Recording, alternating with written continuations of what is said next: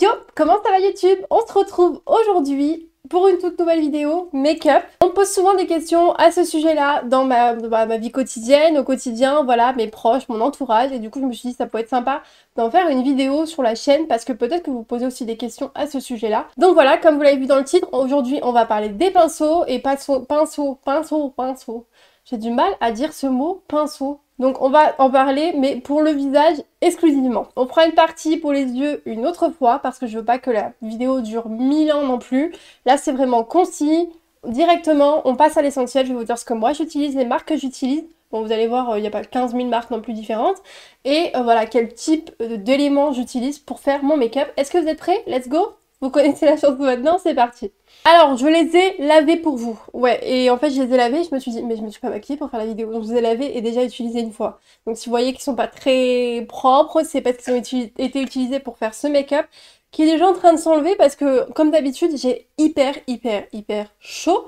On va parler donc au début du fond de teint, l'anti-cerne, on va faire toutes les étapes du teint, en tout cas que moi je fais, donc sur lesquelles je peux vous conseiller et sur lesquelles je peux vous dire ce que moi j'utilise, quel pinceau j'utilise et vous donner aussi des références pour certains parce que les autres, je vous avoue qu'il y en a, sont très vieux et en fait je les aime bien donc je les remplace pas au fur et à mesure du temps, enfin très vieux, ils ont pas non plus 10 ans mais ils commencent à dater et franchement ma mémoire décline au fur et à mesure du temps.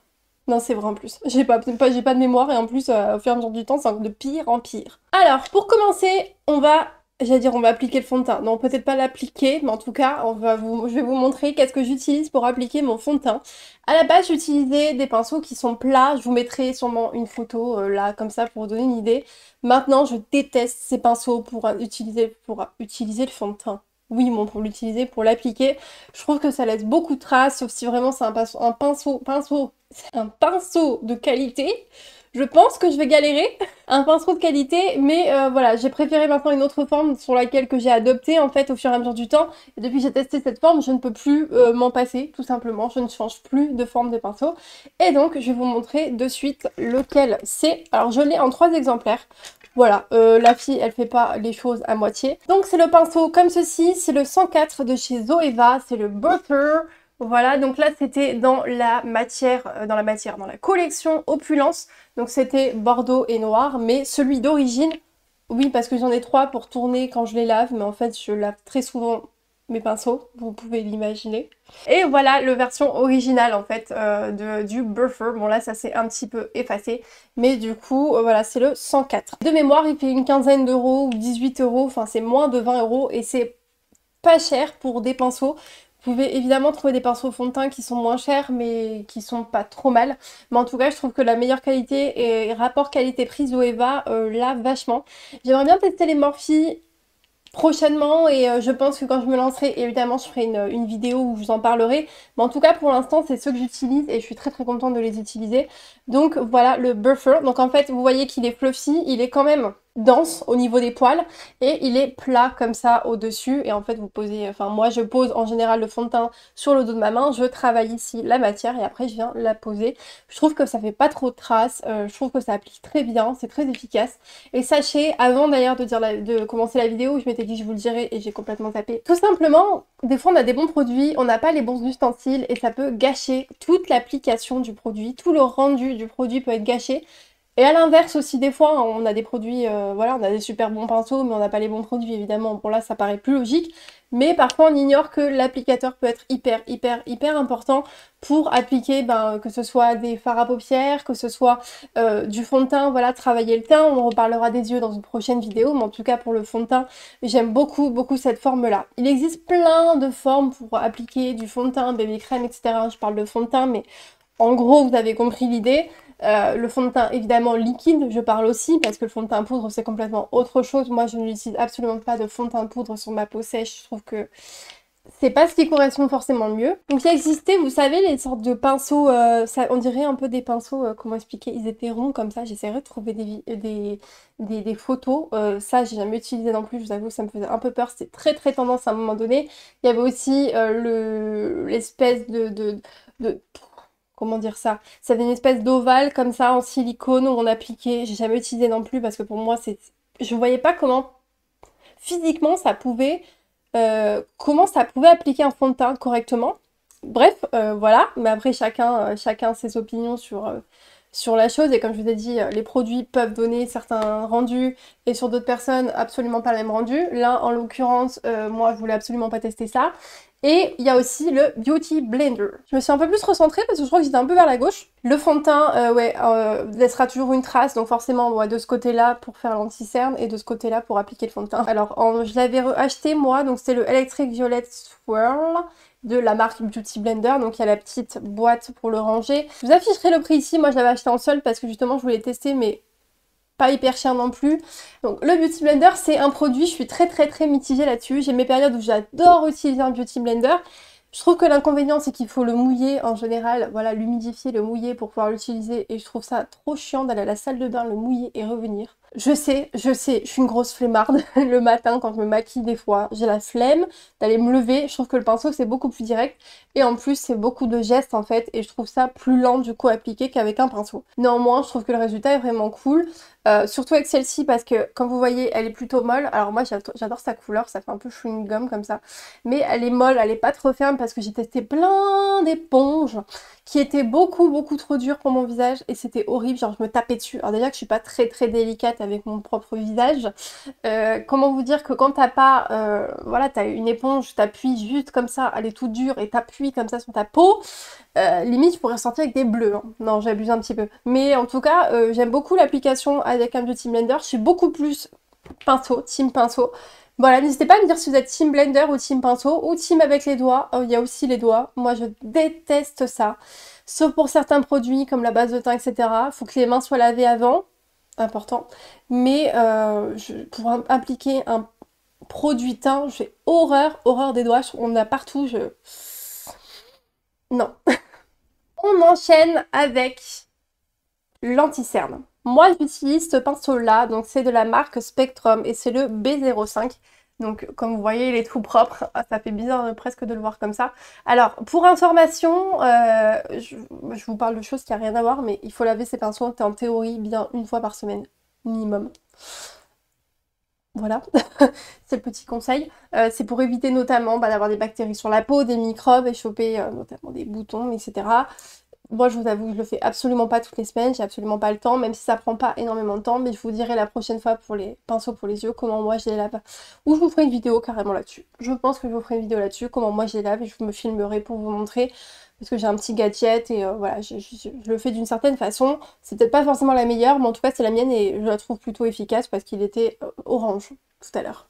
Donc ce pinceau Spectrum, donc je l'ai eu chez Birchbox, dans laquelle on parlera de cette marque, enfin Blissim maintenant, dans une prochaine vidéo aussi, c'est au programme. Et donc il est un peu fluffy comme ça, donc c'est un pinceau qui est plutôt estompeur entre guillemets. Et en fait c'était Auria qui disait qu'elle appliquait son concealer avec un pinceau estompeur. Parce que moi j'ai utilisé ce style de pinceau juste avant, donc là je suis désolée, il est absolument pas propre. Les pinceaux plats comme ça, et encore une fois, les pinceaux plats, je pense pas que c'est mon truc. Alors des fois j'aime bien le poser comme ça et puis après venir l'estomper avec ceci, mais franchement non, passez votre chemin, non. Mais alors, ou le mien n'est pas assez bien, je pense que c'est juste ça, c'est un petit lot sur Amazon que j'avais pris il y a longtemps, et je pense que le pinceau est pas assez efficace, mais en tout cas je préfère cette forme, je la trouve beaucoup plus efficace, ça estompe bien. Donc comme vous pouvez le voir, il est fluffy, mais il reste quand même assez dense au niveau des poils pour pouvoir bien estomper, mais tout en laissant la matière en fait, pas trop estompé et pas trop fluidifié, il faut quand même que la matière reste sous les cernes, ce qui paraît plutôt logique, et aux endroits où on va l'appliquer ailleurs, parce que moi j'en mets par exemple un peu sur mon nez, j'en mets un petit peu sur mes rougeurs, etc. Évidemment c'est un correcteur aussi, donc on vient appliquer sur les imperfections, j'aime pas trop utiliser ce terme, mais vous m'avez comprise, et j'aime beaucoup utiliser ce pinceau, depuis que je l'ai, je l'utilise sans arrêt. J'en ai un autre, mais je vous avoue que je ne sais absolument pas, mais genre absolument pas où je l'ai mis, mais j'essaierai de retrouver la référence. C'est aussi un Zoeva de la collection Opulence. Il est juste un peu plus dense que celui-là et un peu plus resserré au niveau des poils, mais c'est quasiment la même forme. Moi c'est la forme que je préfère, et encore une fois vous pouvez utiliser aussi un Beauty Blender, notamment je trouve que quand vous avez besoin d'une certaine couvrance, et quand vous avez des cernes aussi marquées que les miennes, et que voilà, que votre but est vraiment pas d'illuminer mais vraiment de cacher ce qu'on a sous les yeux, je trouve que ça boit beaucoup trop de matière et que du coup c'est peut-être pas assez efficace ce Beauty Blender. Je préfère un résultat avec le pinceau tout simplement. Ensuite, je vais vous parler de la poudre. Alors pour la poudre, je vois pas mal de pinceaux différents. J'aime aussi les fluffy, comme ceci, un peu gros comme ça pour poser la poudre. Faut pas que ça soit trop dense, faut pas que ça soit trop volatile non plus. C'est toujours pareil, faut trouver la densité des poils. En tout cas, j'aime beaucoup celui-ci, notamment parce qu'on peut l'appliquer comme ça. Il a ce côté biseauté comme ceci. Je vais poser l'autre. Le côté biseauté, j'aime beaucoup parce que pour le contour des yeux, je le trouve hyper pratique. Je vous rappelle qu'il faut tapoter et ne pas faire ce geste-là parce que le but n'est pas de déplacer la matière mais bien de la fixer et de la matifier le visage avec un pinceau. Et donc le côté biseauté, ça aide vraiment avec le contour des yeux. Je trouve ça hyper pratique. Celui-là, il vient de chez Primark. Comme je vous l'ai dit, j'ai pas 15 000 marques que j'utilise. Et chez Primark, attention, ils sont pas forcément tous bien. En tout cas, ce lot était génial. Ça fait des années que je les ai, j'en avais déjà parlé sur ma chaîne. En plus, ils sont sympas niveau esthétique. Mais je trouve qu'ils sont doux, enfin, je sais pas, ils sont bien. Je trouve que cette collection-là était très bien. En revanche, les éponges chez Primark, moi, à l'époque, en tout cas, quand j'en avais un près de chez moi, j'ai détesté ça. Ne prenez pas une éponge chez Primark, enfin du moins à l'époque. Maintenant peut-être qu'ils se sont améliorés là-dessus. Mais en tout cas le pinceau là était vachement cool et toute cette collection. Donc je sais pas s'ils sont encore bien chez Primark.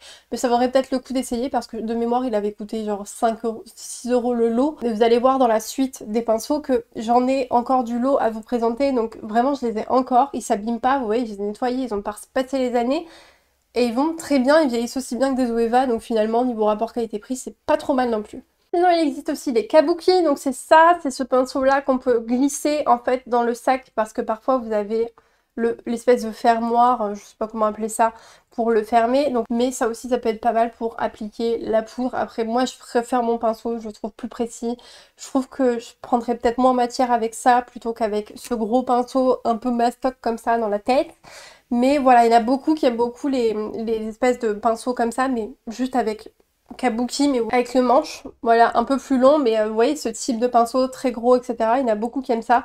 Moi j'aime moins, je préfère quelque chose de plus précis. Vous voyez plutôt la différence dans les poils.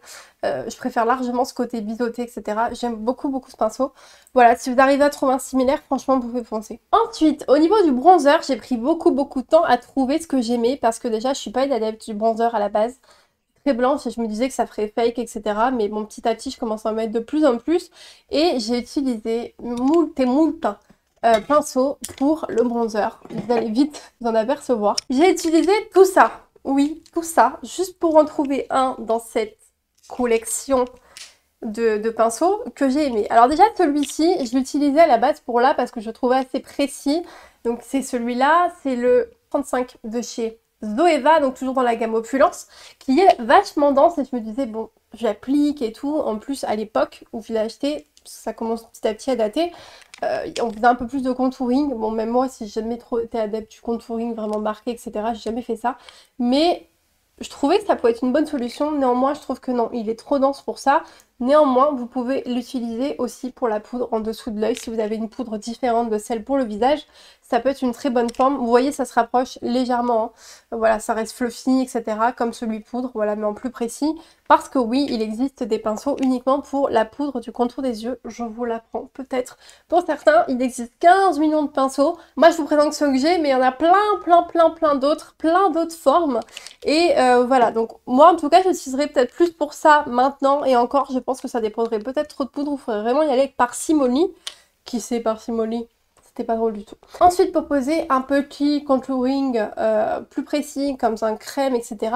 J'avais ce pinceau-là, donc toujours de chez Primark, très précis. J'espère que ça fera le focus et que vous allez pouvoir voir la forme très spéciale qu'il a. Et en fait, ça se pose ici, voilà. Et par contre, pour estomper, c'est une misère. Je préfère vous prévenir. C'est bien pour poser, pour estomper. Passez votre chemin parce que clairement ça va vous laisser la barre parce que justement il est trop dense, il est beaucoup trop... il est trop... il est beaucoup trop dense et je trouve qu'il est pas, voilà, pas assez fluffy, beaucoup trop dense et pour estomper c'est une galère. Mais en tout cas, voilà, si vous aimez bien le contouring, si vous aimez bien poser des choses précises, en effet précis, il l'est, donc il peut être utile dans certaines circonstances, mais moi absolument pas au quotidien, je l'utilise pas du tout, plus du tout. Ensuite, j'avais utilisé celui-ci, mais celui-ci peut être utilisé également pour faire poser sa poudre. Voilà, vous pouvez aussi l'utiliser. Il peut vous faire penser à un pinceau fond de teint, regardez le mien, et en fait, la grosse différence entre les deux, c'est que celui-là est beaucoup plus dense et beaucoup plus compact. Celui-ci, honnêtement, pour mettre du fond de teint, je pense qu'il serait pas du tout bien. En revanche, pour poser des petites poudres, ça peut être sympa, mais franchement, j'utilise que très peu. Et du coup, les deux que j'utilise principalement, ça va être les deux là. Ça dépend de la précision que je souhaite. En général, je pose avec celui-ci. Donc ça, c'est un cadeau que j'avais eu. C'est pour ça que je ne dis pas la marque. Je pense que c'est d'Amazon ou que sais-je, mais honnêtement, ils sont très très cool. Ils vieillissent très bien aussi parce que ça fait bien 2-3 ans que je les ai et ils vieillissent très très bien. Et donc, je se présente comme ceci. Et il y a le même en gros, tout simplement, et en un petit peu moins dense, quoique ça se vaut. Donc en général, je pose avec celui-ci, voilà, j'essaye, commence à estomper et j'estompe un peu plus avec celui-ci. Sauf que quand je veux plus de naturel, etc., j'utilise directement le plus gros, j'utilise vraiment très très peu de bronzer et je viens l'estomper ici. Bon, je sais pas si aujourd'hui ça va se voir, mais j'en ai mis par exemple là et j'ai estompé avec celui-là, c'est vraiment juste pour donner un peu plus de teinte. Je veux pas forcément que le bronzer se voit sur mon visage, mais je veux rehausser un petit peu mon teint et avoir un effet un peu plus bonne mine. Et je trouve qu'il est vraiment très pratique pour ça. Donc pareil, si vous voulez un pinceau pour le bronzer, voilà, un fluffy comme ça, pas trop dense, parce que trop dense, je trouve que pour estomper, c'est pas forcément top. Pas non plus dégarni et tout, voilà, et vous voyez, il est parfait. Voilà, je peux bien remuer les poils, il est parfait pour estomper, hein, mais d'un autre côté, voilà, faut trouver l'équilibre et je trouve que ces formes-là sont vraiment très chouettes pour le bronzer. Pour le blush, j'ai utilisé deux formes ces derniers temps et il y en a un que je vous montre sans arrêt dans mes vidéos. Il y en a un autre que je n'utilise plus trop, mais en soi, il fait très très bien le taf aussi. C'est celui-ci, donc c'est pareil, c'est toujours de chez Primark. Quand je vous ai dit que je vous montrerai la gamme longtemps, voilà, donc il est toujours biseauté comme ceci et je trouve qu'il est très bien pour justement avoir la forme du haut de la joue, en fait, comme ceci. Je trouve qu'il est très cool. Il estompe bien, il est assez fluide aussi, pas trop dense non plus. Même s'il faut un assez dense aussi quand même pour estomper des blushs crème, etc. Attention, parce que quelque chose de trop léger, je trouve que ça... Enfin, après, chacun a son opinion, mais moi, je trouve pas ça très très efficace. Et donc j'aime beaucoup cette forme. Néanmoins, j'ai changé ces derniers temps pour celui-là. Néanmoins, le mien est très cool. Voilà, si vous trouvez un de cette forme-là, ça peut être chouette. Toujours pour le blush, voilà, toujours cette forme en fait biseautée. Je trouve que c'est très bien pour le haut des joues comme ceci. Et voilà, j'aime beaucoup beaucoup beaucoup ce pinceau. Et j'échange plus contre un autre en ce moment. J'utilise celui-là depuis des mois sans changer. Je trouve que ça correspond très bien, très très bien à mes attentes. Au niveau de l'highlighter, parce que oui, il y a aussi des pinceaux pour l'highlighter. Il existe ce type de pinceau de chez Zoeva. Moi, c'est le numéro 137. Voilà, donc c'est le pinceau, le fameux pinceau éventail comme ceci. Moi, je déteste. Je vous le montre, mais je déteste. Voilà, je déteste. Je comprends pas. J'étais la grande mode à un moment donné. Je trouve que ça applique rien. On peut rien estomper avec ça. Ah ouais, c'est précis, mais ça te laisse justement une barre. Enfin, je comprends pas ce système. Ne prenez pas ça. Voilà, tout simplement. Et on va passer à la suite avec ce pinceau-là, toujours de chez Primark. Donc, il est un peu fluffy, long comme ceci. Et en fait, précis. Il est beaucoup plus petit. Bah, pour vous montrer, par exemple, à côté de celui-là, il est beaucoup plus petit. Vous voyez, celui que je vous ai montré pour poser le contouring par exemple, ou à côté voilà, de la poudre pour le bronzer, c'est beaucoup plus petit, c'est beaucoup plus précis, néanmoins ça reste un pinceau qui est quand même un peu estompeur, bon, même complètement estompeur. Je pose ici l'highlighter, peut-être que vous le verrez vu qu'il y a le soleil, mais en caméra souvent j'ai l'impression en vidéo on le voit beaucoup moins que dans la vraie vie, mais bon c'est pas grave. Bref, je pose l'highlighter et je viens l'estomper parce que c'est un pinceau estompeur qui est précis, il est vraiment très cool, j'adore ce pinceau, j'adore ce pinceau, mais partez pas du tout sur un éventail. Est-ce qu'il y a des gens qui utilisent encore des pinceaux éventail? Dites-le moi en commentaire si vous utilisez ça. Moi, je n'y arrive pas. Alors, je comprends, après, chacun a ses attentes, et chacun a ses petits chouchous en termes de pinceaux, mais je comprends pas du tout. Je ne comprends pas du tout. Dernière partie du visage qu'on n'a pas parlé, oui, parce que moi je considère pas que ça fasse partie des yeux, c'est les sourcils. J'utilise toujours le même pinceau. Et je vais vous montrer d'ailleurs l'ancien que j'utilisais pour vous montrer la différence entre ce qu'il faut et ce qu'il ne faut pas et qu'on croit qu'il faut. Cette phrase ne veut rien dire. C'est pas grave. Tout d'abord, il vous faut un goupillon comme ceci. Je suis désolée, il n'a pas du tout été nettoyé. Donc moi j'utilise celui de mon crayon Martine Cosmetics, mais il vous faut un goupillon pour pouvoir déjà les brosser dans le même sens au début, voilà, et aussi à la fin enlever le surplus de produit. Voilà, un goupillon, il s'achète aussi séparément, donc que le goupillon. Bon, moi je l'ai récupéré d'un petit crayon, mais en tout cas, voilà, un goupillon sous la main. Je vous parle évidemment si vous voulez appliquer de la pommade, si vous appliquez avec un crayon, ça, vous n'avez pas besoin de pinceau, on est bien d'accord, mais pour de la pommade comme la mienne de chez Anastasia Beverly Hills, comme ceci, la Dibro pommade, il faut évidemment un pinceau pour pouvoir l'appliquer. Alors, avant j'utilisais celui-ci, donc pareil, un lot très lambda, pinceau. On sent que les poils sont hyper synthétiques, un peu en plastique là. J'aurais jamais dû acheter ce truc, mais bon bref, pour commencer, voilà, c'est bien. Et donc du coup, vous voyez là l'épaisseur, alors je ne sais pas si ça se verra en caméra, mais l'épaisseur pour pouvoir faire le sourcil, c'est ça prend tout mon sourcil en fait. C'est-à-dire que pour faire le bout, c'est pas possible de faire un bout aussi fin que ça. Alors mes sourcils sont pas parfaits, hein, mais le bout là en l'occurrence est fin. Et beaucoup plus fin en fait que mon propre pinceau. J'ai changé depuis avec le lot Opulence de chez Zoeva, toujours, oui. C'est le Wing Liner 317 et en fait il est beaucoup plus, je sais pas si ça se verra hein, parce que c'est assez subtil, il est beaucoup plus fin en fait, en termes, voilà, il est beaucoup moins épais sur le sourcil à appliquer et du coup on peut vraiment longer ici le sourcil. Je trouve que la forme, je sais pas, je préfère cette forme là, beaucoup plus biseautée.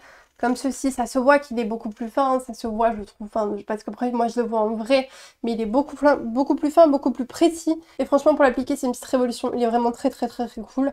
En plus, je crois qu'il coûte pas très cher. En général, chez Zoeva, déjà, c'est moins de 20 €. Vous avez des lots, vous avez des soldes. Souvent, c'est vendu en solde chez Sephora. Moi, j'ai payé 40 € mon lot. Et vous voyez, j'essaye de vous les regrouper là, vite fait. J'en ai plein dans ce lot. Là, voilà, j'ai déjà ça. J'en ai encore d'autres. Je sais pas où ils sont passés. Très bonne qualité, je vous conseille vraiment les Zoeva. Je vous mettrai les liens de ceux que je vous ai montrés évidemment en barre d'infos. Ils ne seront pas à Bordeaux, je pense pas. J'essaierai de vous trouver cette gamme Opulence, mais je pense pas qu'elle se fasse encore. Mais souvent ils renouvellent, ils en font des roses clairs, des blancs, des gris, des beiges.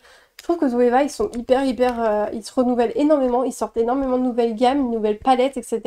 Si vous voulez que je parle des palettes, n'hésitez pas parce que j'en ai une aussi à la maison. Et je trouve que c'est une marque vraiment très bonne en termes de pinceau, niveau rapport qualité-prix. Et voilà YouTube, j'espère que ça a pu vous aider, que ça a pu vous aiguiller un petit peu, vous donner des conseils, l'espèce de forme qui puisse vous aider. Chacun a ses propres attentes comme je le dis. Ça se trouve, moi je vais adorer ça pour la poudre. Certains vont aimer un plus gros pinceau comme un kabuki, mais vous voyez avec le manche plus long.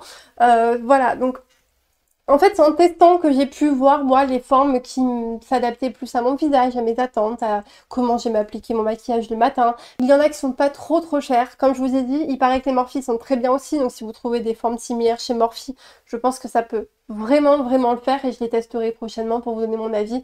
Histoire, voilà, que vous puissiez avoir des références encore moins chères que les Zoeva.